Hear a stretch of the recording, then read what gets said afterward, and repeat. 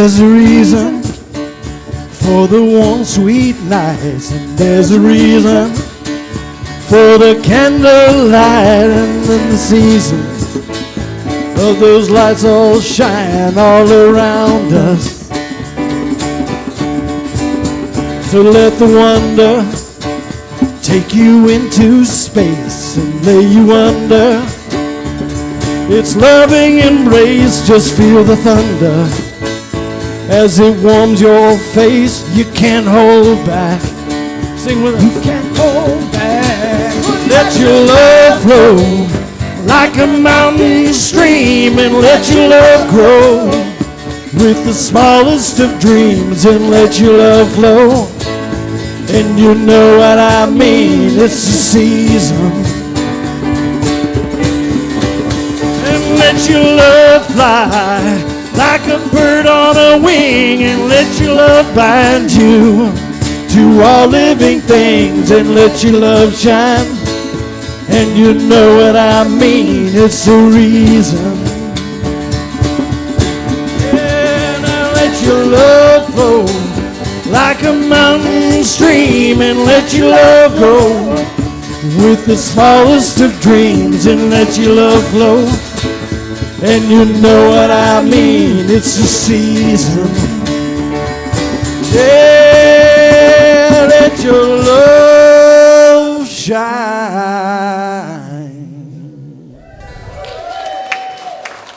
Wow.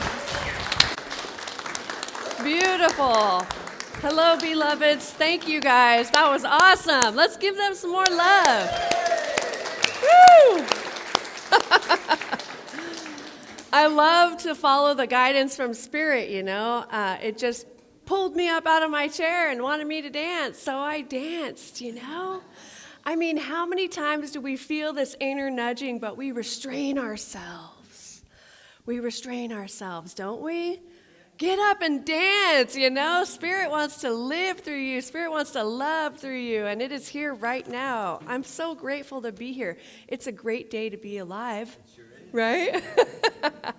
I see so many new faces here and so many familiar faces. Welcome if you're here for the first time or coming back after a long time away. Welcome home. Yeah, welcome home, friends. Wow, what a good day it is. Woo! All right, so you have joined us in November, and our Seed of Awakening for the month of November is home, in case you hadn't noticed. And the talk title today is I Am Home. Now, I have to tell you, I have this whole sermon written out, and then on my way here, I had a spiritual experience. My husband was driving. My husband is here today. Hey, say hi. And you know, oftentimes I'm driving and I'm focused on the road, but my husband Travis was driving this morning, and I was noticing the trees and how the trees are changing color, and it seemed like it's a little bit late in the season for that, but it's okay. It's all God, right? And then we passed that strip. We come from slow, so we come over the grade. Ooh, right? And there's a certain section where you can see the longhorn cattle. And it took my breath away this morning, you know.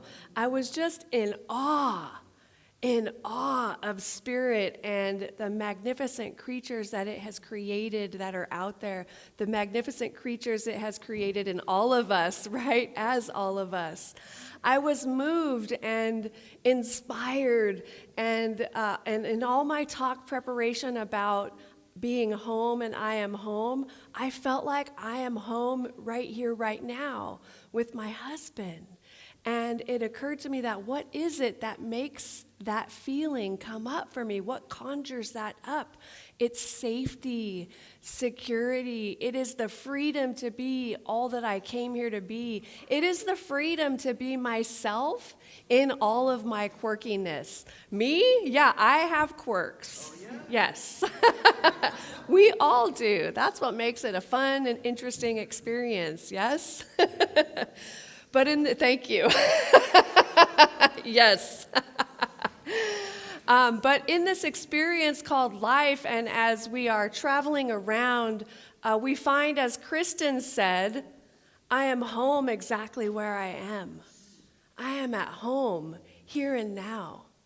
And so how do we bring that sense of home into all of our interactions and in all of our experiences, you know? And it's a feeling that is generated within ourselves, and then it's also reflected back to us. And so we've got to come to this place within ourselves where we're no longer seeking that external validation. I still do that sometimes, and I have to remind myself, I don't need that external validation. It's nice and wonderful when it happens, and it always happens when I validate myself, right? I am at home in the heart of God. I am magnificent. I am the radiant light of God. I'm a radiant light of love, and I am here to speak the truth. And that is who I came here to be on this beautiful day. Now, whatever it is for you may be different, but I know that you are each shining that light because you have validated yourself. And if you're still learning about that validation, you are here and know that you are loved and accepted exactly as you are. And if you choose to grow and expand your heart and open your mind, we're here for you, right? How beautiful is that? We are family. We are family. We need that song, right? That song just came to my head. Yeah, so Maya Angelou wrote that the ache for home lives in all of us. Having a place to call home is a basic human need. At its best, home is where we feel that sense of rootedness and belonging while also feeling free to express ourselves fully. It is a familiar place of unconditional love and acceptance. So today, we are exploring that meaning of home and what makes it the place that we all long for and need. So it's about home and this paradox of safety, right? So meaning how having a sense of boundaries and rootedness and belonging empowers us to fly. We empower ourselves to fly and to fully and freely be our best selves. Who wants to be their highest and best self? Yes, everybody, right? A little more enthusiasm. Who here wants to be their highest and best self? Thank you. Thank you. You already are your highest and best self. We know that. And but maybe it's hiding out a little bit. Maybe you're not allowing that awesomeness to fully express up until now, right? And realizing and experiencing that sense of home that lies nestled at the core of our being wherever we may go. Now, another experience that I had popped into my mind as I was passenging this morning on the way here with Travis driving and just in the presence of love and beauty. And I remembered a time when I went on a silent retreat. It was my very first silent retreat, and it was going to be 5 nights. And I had to basically sign my life away. I had to fill out this waiver and say, yes, I have no psychological problems, and yes, I will not hold you responsible. And I thought, what am I going to do? You know, it's a silent retreat, right? What am I going to do, get up and start talking, and everyone's going to be like, stop talking. I didn't know, but the fact that I had to sign a waiver in advance kind of freaked me out a little bit. But what I came back to was knowing that I am living love, that Spirit loves me, that I am safe, I am whole, that I am perfect and complete. And there was a spiritual teacher who taught me about love and who taught me that God loved me exactly as I was. And I believed her. And so I had that love within me. And so it was that love which allowed me to feel at home in the heart of God in a week of silence. And anytime I started to feel a little like, I would come back to that. I am love. This is a loving experience. I am home, and I am present, and it is good. So good. So that was a powerful experience. And then Ernest Holmes tells us that all of our reactions to life are related to our spiritual convictions. He says that we cannot escape this. Just as a child needs to have confidence in his parents, so we all need the same confidence in the power that is greater than we are. And that was written in the Science of Mind magazine.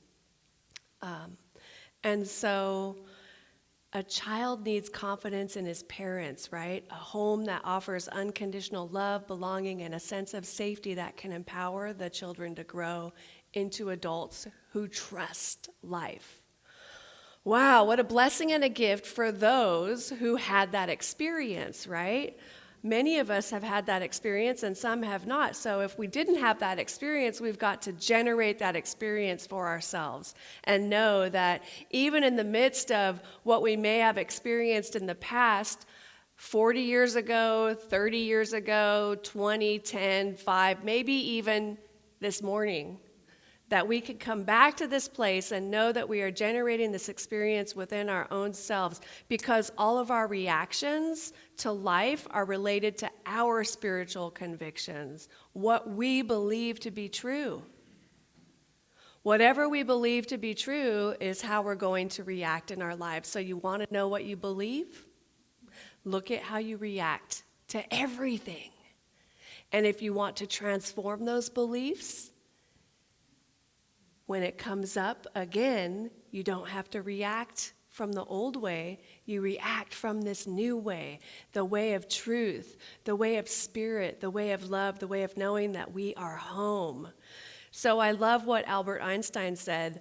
The most important decision we make is whether we believe we live in a friendly or hostile universe. Albert Einstein said that. The most important decision we make is whether we believe we live in a friendly or hostile universe. Wow, right? So early challenging life experiences can predispose one to expect the worst in life.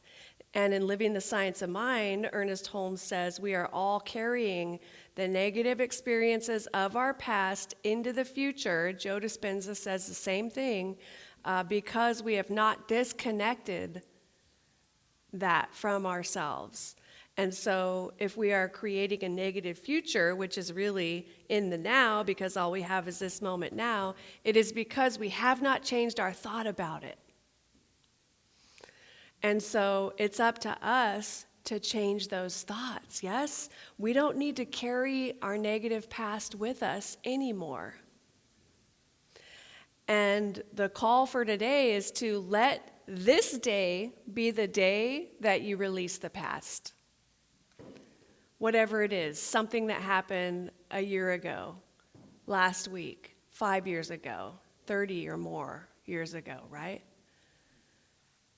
Let this be the day that that is released. Now, whether it's from childhood memories or this morning, I want to share with you that I participated in Landmark Education, and they call it running a racket. So when you run a racket, you have a regular, persistent complaint.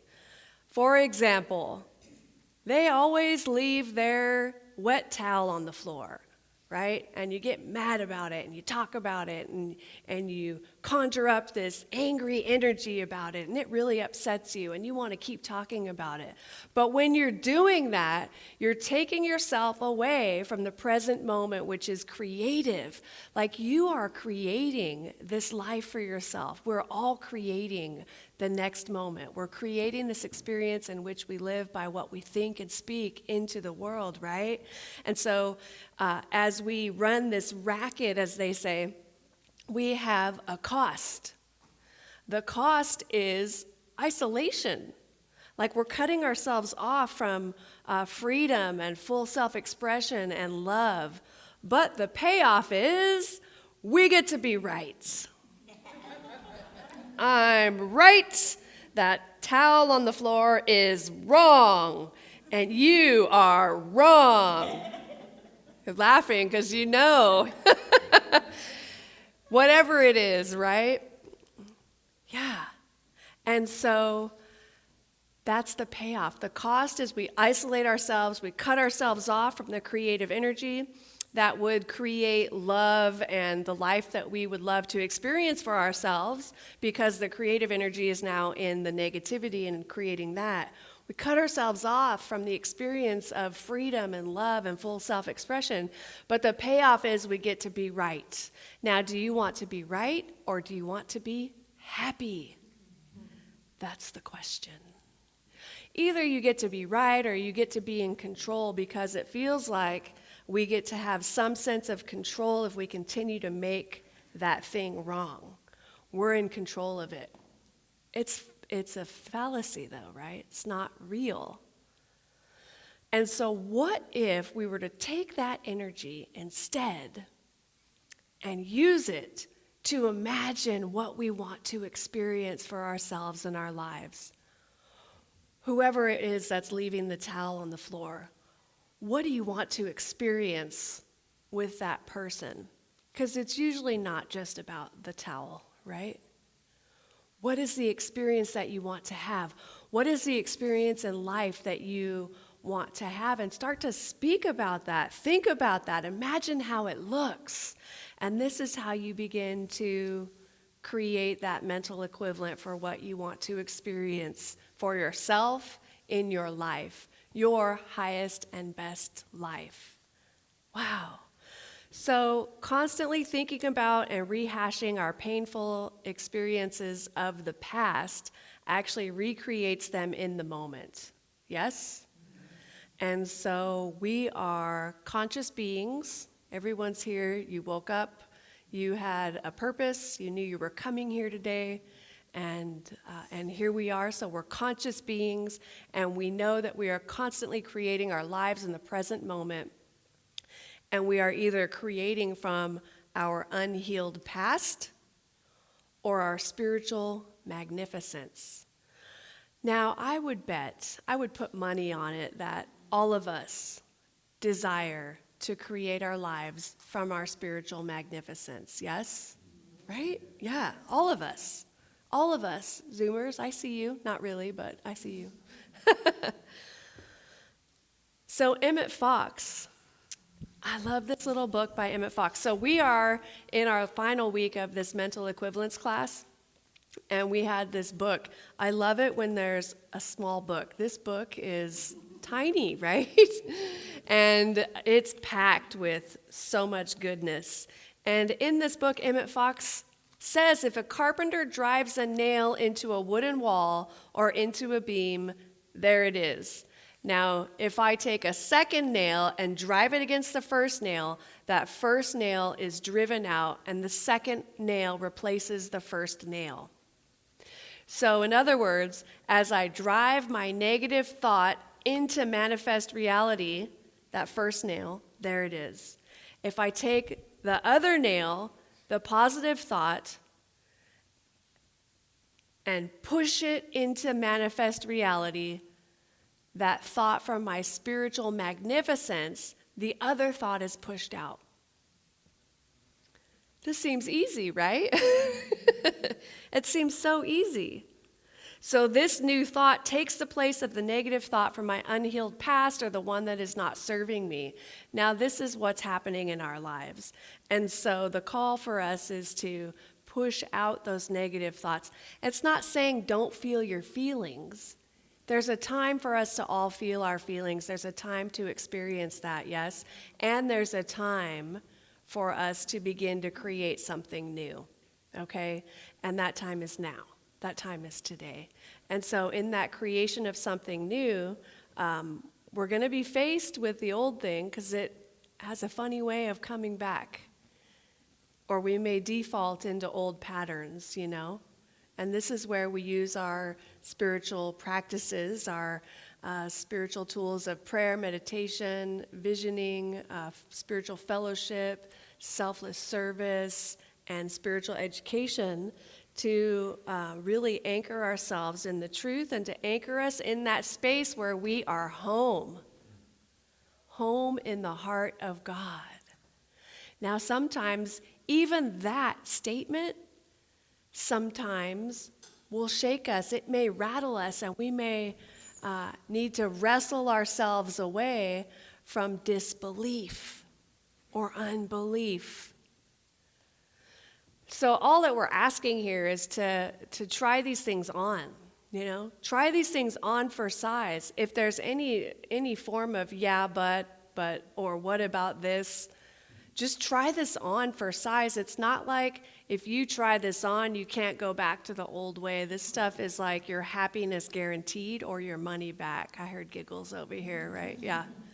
Yeah. So, friends, Albert Einstein's words are very powerful. The most important decision we make is whether we believe we live in a friendly or hostile universe. Even Albert Einstein was saying that we have a choice of how we are going to live this life, how we are going to move through the world. And the choice is in what you believe. And what you believe is being created by what you are constantly thinking. Those little thoughts that pop up here and there along the way, that tend to add up and are creating that mental equivalent for you. Excuse me. So, friends, you have a choice.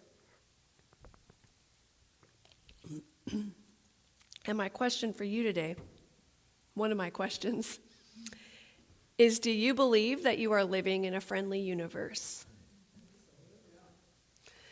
In a universe that is working for you? A universe that can never be against you? You have a choice. We have a choice. So I believe that I live in a friendly universe that always works for me, that everything is always working for my highest and greatest good, even when it appears not to. Sometimes it doesn't look the way we thought it would or whatever, right? Even when it's appearing that it's not working for my good, it must be.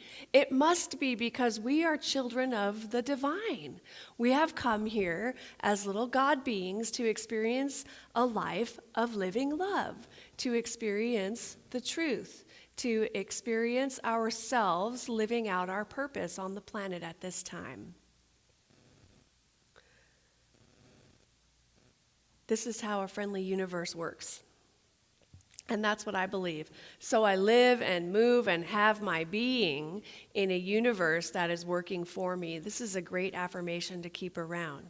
And when I live and move and have my being in a universe that is working for me, I can ask the question and be open and receptive to the universal response. The question, what else is possible?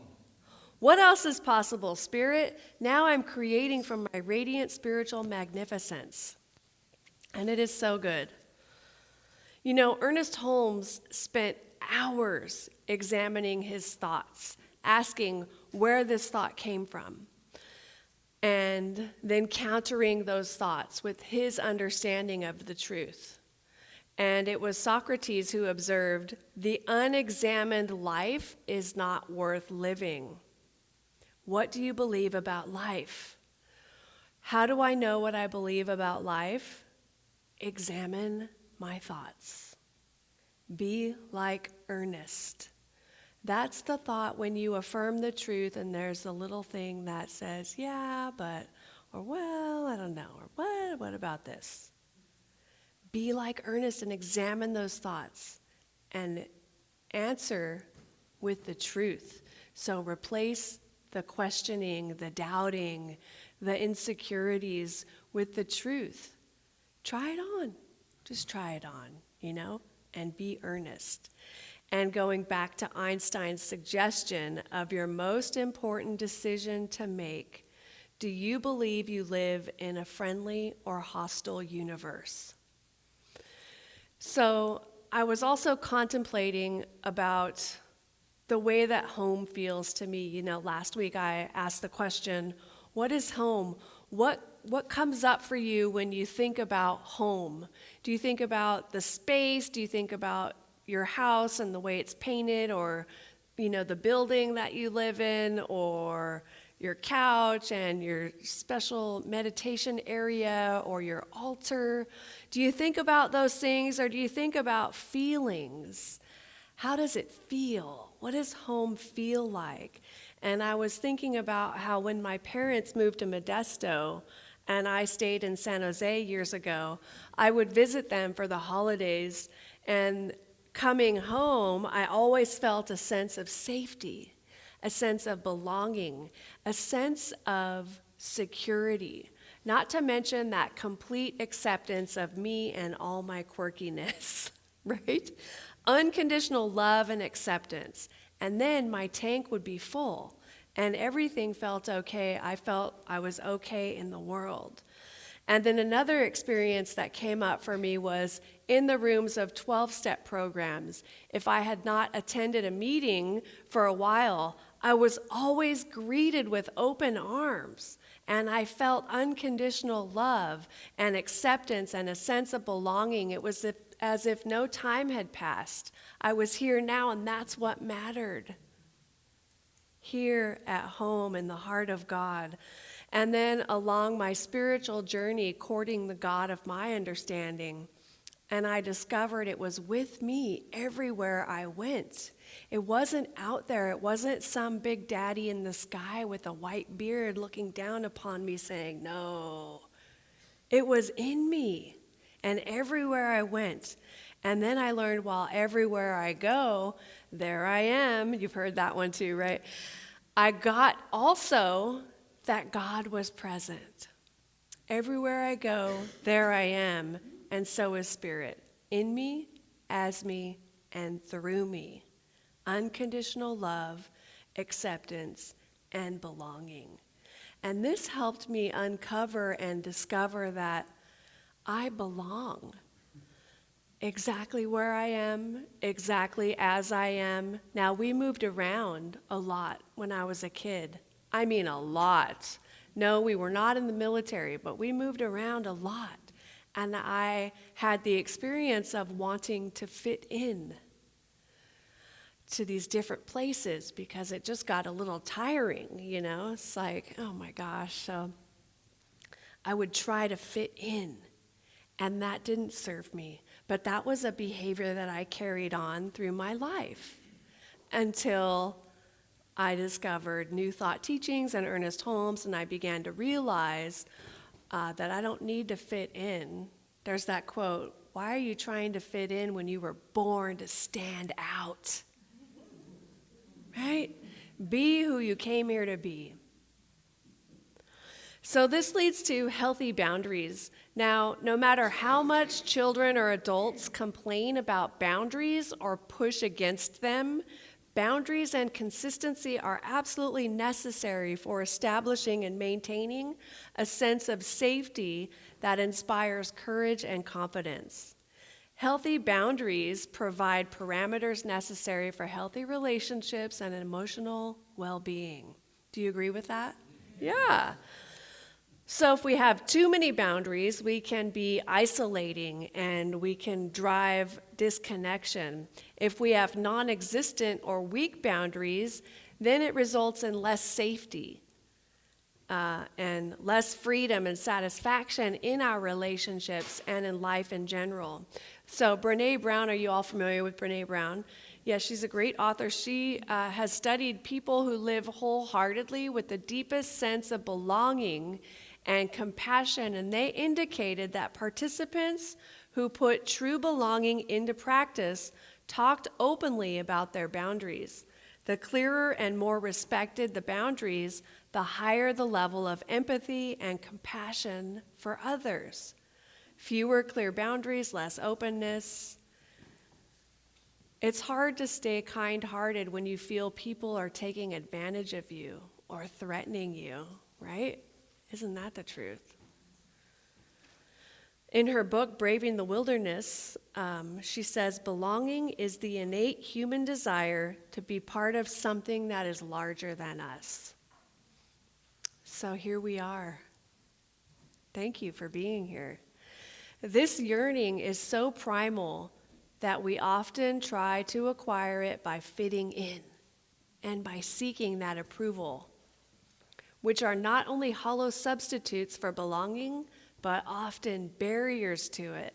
So when we're seeking approval or trying to fit in, we're actually building up barriers for ourselves to feel that sense of belonging, which is part of feeling at home.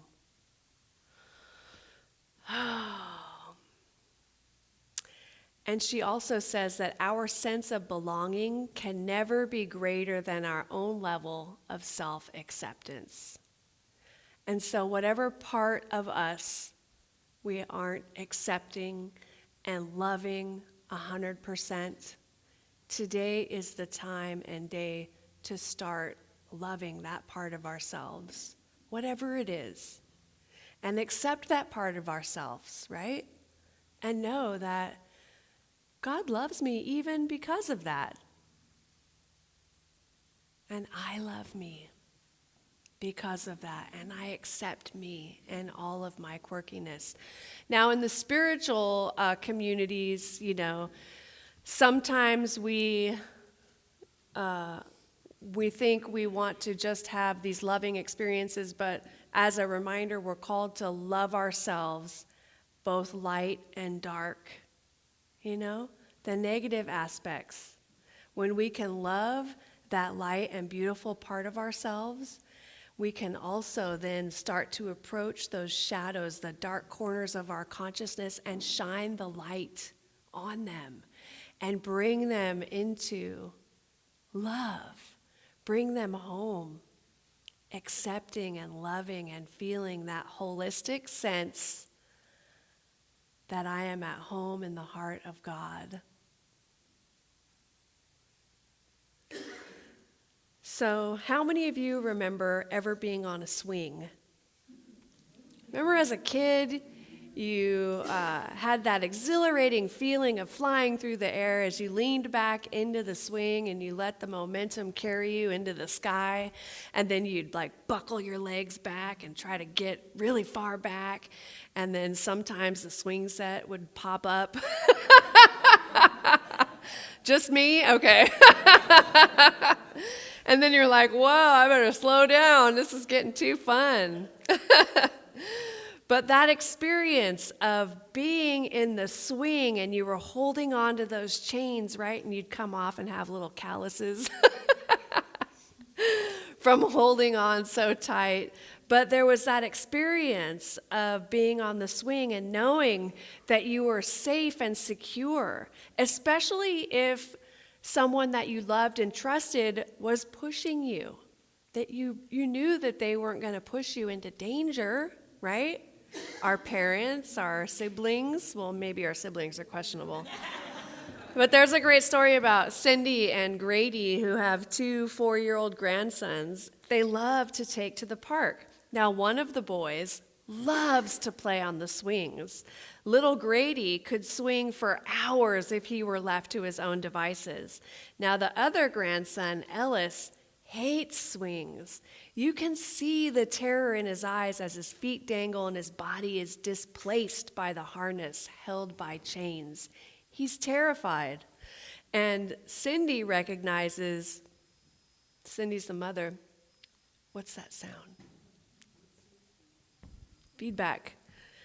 Cindy. Yeah, that's not feedback in the system, that's external force. Okay. Cindy recognizes it as the feeling that she had on the gondola ride in the California redwoods. Have you guys been on one of those gondola rides? Yeah. Oh my gosh. So she immediately regretted that decision to sit in a glass container hanging from a wire 500 feet in the air. But there was no going back. So Grady, the grandson, shrieks with wild laughter as his grandma pushes the swing while his cousin makes a beeline for the giant bouncy frog. And he's very happy to go over there. But she puts Grady in the swing. Cindy is confident that the chains in the seat are strong enough to hold him. With Grady securely tethered, he is free to swing to his heart's desire. With grandma and grandson both knowing he will not be flung onto the ground.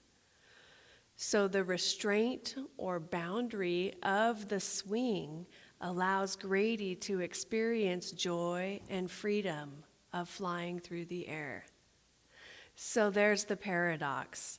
Boundaries, discipline, and restraint are necessary in order for us to feel a sense of freedom in our lives. It takes hours of discipline and practice to have the freedom to play an instrument. Can my musicians attest to that? Can I get an amen? Amen. Okay. It takes practice, you know. The musicians come up here and the choir angels come up here and they sound amazing. It's not like they just showed up here. They've got years of experience and practice, and then practice for today. And so that helps lead them into a wonderful experience of freedom of expression, right? The possibilities of a blank page or canvas for children can feel overwhelming until a prompt appears for them.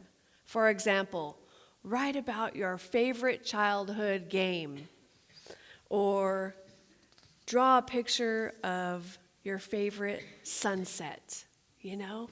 Little parameters. Freedom without boundaries, in other words, doesn't feel free. It feels overwhelming, doesn't it?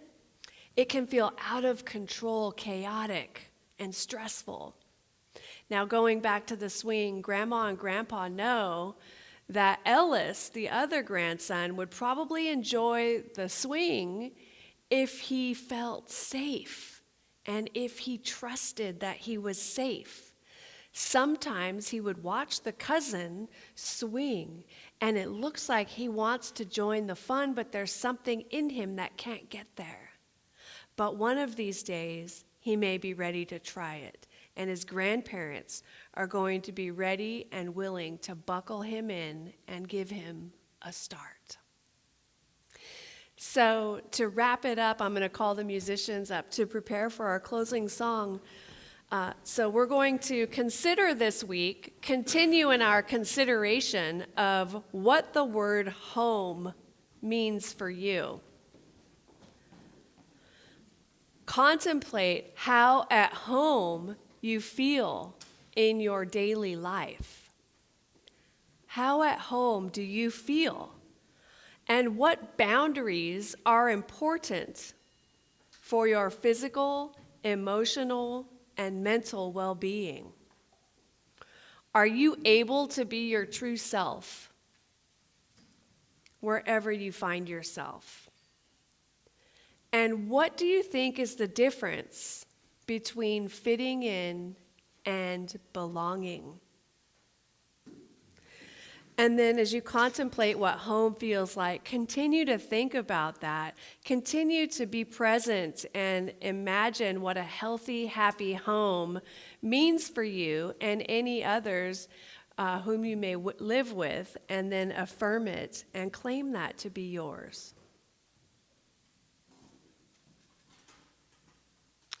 So I'll leave you with this quote from Ernest Holmes. He says, "Wake up. Your word is all powerful. Your consciousness is one of omnipotence. Your thought is infinite. Your destiny is eternal, and your home is everlasting heaven. Realize the truth." Let's take a deep breath together.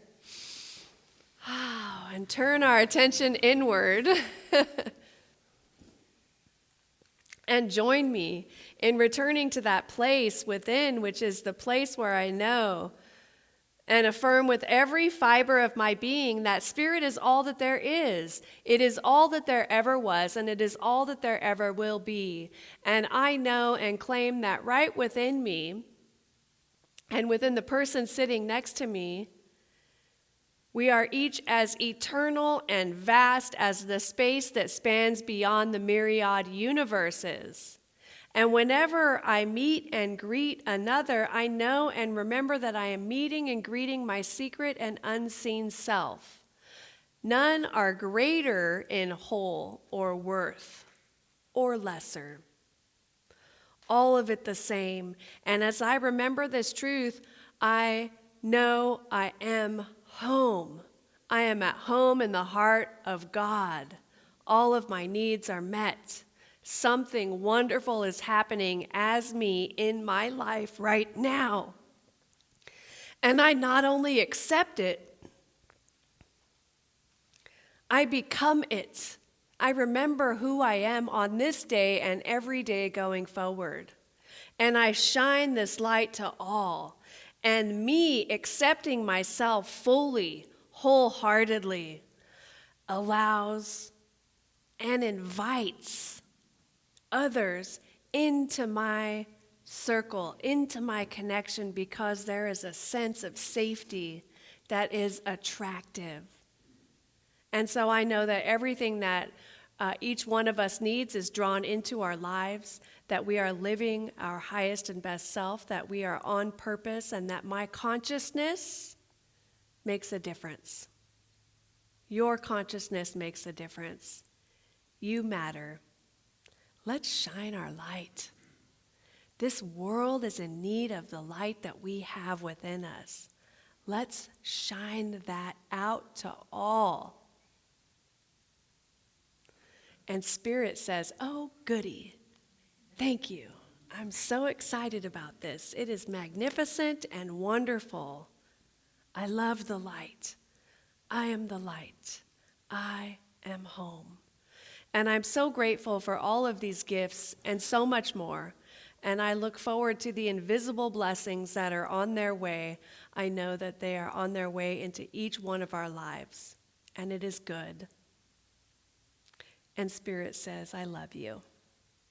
And so releasing this prayer, I know that it is so, that it is done, and all is well, and so it is. And so it is.